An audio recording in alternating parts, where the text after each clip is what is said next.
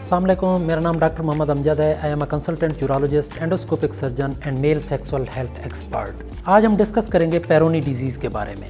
कौन कौन से पॉइंट्स इसके देखेंगे। सबसे पहले पेरोनी डिजीज़ की डेफिनेशन, उसके बाद इसकी साइंस सिम्टम्स, उसके बाद इसकी काजेज़ क्या क्या हैं, इसकी कॉम्प्लिकेशंस क्या क्या हैं और इसके ट्रीटमेंट ऑप्शंस क्या क्या हैं। तो सबसे पहले देखते हैं पेरोनी डिजीज़ के बारे में। पेरोनी डिजीज़ है क्या basic. Peyronie disease basically middle age man की डिजीज़ है जिसके अंदर पेनस की शाफ्ट के अंदर नोड्यूल्स या प्लेक्स बन जाते हैं, जिसकी वजह से क्या होता है कि ड्यूरिंग इरेक्शन पेनस का कर्वेचर हो जाता है, टेढ़ापन हो जाता है और ड्यूरिंग इंटरकोर्स उसमें पेन होता है। अब इसकी साइन सिम्टम्स क्या हैं। साइन सिम्टम्स बेसिकली इसकी यही है जैसे बताइए। फर्स्ट तो ये है इरेक्शन के दौरान पेनस टेढ़ा हो जाता है, उसमें टेढ़ापन आ जाता है सम डिग्री का, 10 degree, 20 degree, 30 degree, 50 degree, 60 degree, even 90 to 180 degree तक का भी कर्वेचर इसके अंदर आ सकता है। कर्वेचर के अलावा दूसरी मेन चीज़ ये होती है कि ड्यूरिंग इंटरकोर्स उस कर्वेचर की वजह से पेन होता है। और थर्ड चीज़ ये है कि बाज़ औक़ात कर्वेचर या बेंट इतना ज़्यादा होता है कि सेक्स या इंटरकोर्स करने के लिए अनएबल होता है बंदा कि उसको पेनिट्रेशन ही नहीं कर पाता। और फोर्थ चीज़ इसके अंदर ये है कि पेनस की शार्टनिंग हो जाती है। नोड्यूल जब बनते हैं तो उसकी वजह से पेनस का साइज भी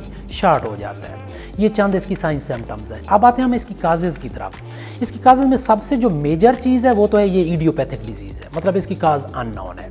इसके अलावा चंद जो नॉन काजेज़ हैं इसकी, उसके अंदर फर्स्ट वन इसकी पेनाइल फ्रैक्चर है, second one trauma to the penis है और थर्ड वन ये है कि इनकम्प्लीट इरेक्शन के वक्त उसके मल्टीपल अटेम्प्ट्स की जाए अगर इंटरकोर्स की, ये काज है। और इसके अलावा ऑटोइम्यून डिजीज और कनेक्टिव टिश्यू डिसऑर्डर्स, ये भी इसकी चंद एक काजेज़ के अंदर शामिल है। नेक्स्ट आते हैं इसकी कॉम्प्लिकेशंस में।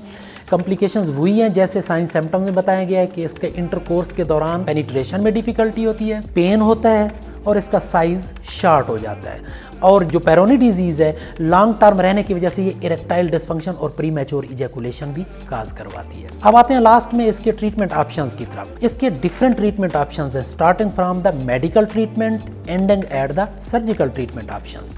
तो सबसे पहले स्टार्ट करते हैं कि अगर पेरोनी डिजीज माइल्ड डिग्री की है कि जस्ट उसमें माइल्ड कर्वेचर है और पेन नहीं है तो इसकी कोई ट्रीटमेंट करने की जरूरत नहीं होती, जस्ट रीअश्योरेंस करनी होती है। अगर मॉडरेट टू सवेयर डिग्री है तो उसमें ट्रीटमेंट ऑप्शंस क्या क्या हैं, तो उसको डिवाइड कर लेते हैं मेडिकल एंड सर्जिकल में। तो मेडिकल के अंदर सबसे पहले ओरल ट्रीटमेंट ऑप्शंस हैं, मतलब टैबलेट फॉर्म में जो हम लेते हैं।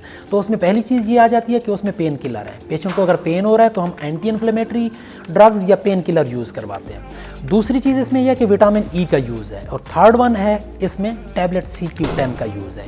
ये चंद ओरल ट्रीटमेंट ऑप्शंस इसके अंदर आ जाते हैं। इसके अलावा नेक्स्ट आ जाता है टॉपिकल क्रीम्स, जिसके अंदर H100 क्रीम का नाम है। ये इसके अंदर यूज़ की जाती है, अप्लाई की जाती है ताकि नोड्यूल उसमें सॉफ्ट हो और कर्वेचर कम हो और पेन भी उसमें पेशेंट को कम हो। और थर्ड ट्रीटमेंट ऑप्शन आ जाता है हमारे पास इंट्रालेजनल इंजेक्शंस, यानी कि जहाँ पे नोड्यूल्स या प्लेक्स फील हो रहे होते हैं वहाँ पे हम मुख्तलिफ ड्रग्स को इंजेक्ट करते हैं। तो वो ड्रग्स कौन कौन सी हैं जो FDA अप्रूव्ड है, उसके अंदर first and most important clostridium collagenase का यूज़ है। इसके अलावा हियालुरोनिक एसिड है, इसके अलावा इंटरफेरोन अल्फा है, या एंटी इन्फ्लेमेटरी ड्रग्स भी हैं जो कि हम नोड्यूल या प्लेक्स के अंदर इंजेक्ट करते हैं जिससे वो डिजॉल्व होते हैं, उनका साइज कम होता है, कर्वेचर में कमी आती है। और लास्ट में इसके हमारे पास आ जाते हैं surgical treatment option. Surgical treatment option में अगर इन सब चीज़ों से ठीक नहीं हो रहा तो हम सर्जरी करके प्लेक्स या नोड्यूल्स को निकाल देते हैं। अब एक ट्रीटमेंट ऑप्शंस इसके अलावा जो मिनिमल इन्वेसिव ट्रीटमेंट ऑप्शंस हैं जिनके बहुत बेहतरीन और अच्छे रिजल्ट्स हैं, उसके अंदर एक शॉक वेव थेरापी है जिसके अंदर पेनाइल एरिया खास तौर पे जहाँ पे प्लेक्स या नोड्यूल्स होते हैं वहाँ पे शॉक वेव्स दी जाती हैं ताकि उसका टिश्यू डिजॉल्व हो, जो हार्ड टिश्यू है वो सॉफ्ट हो,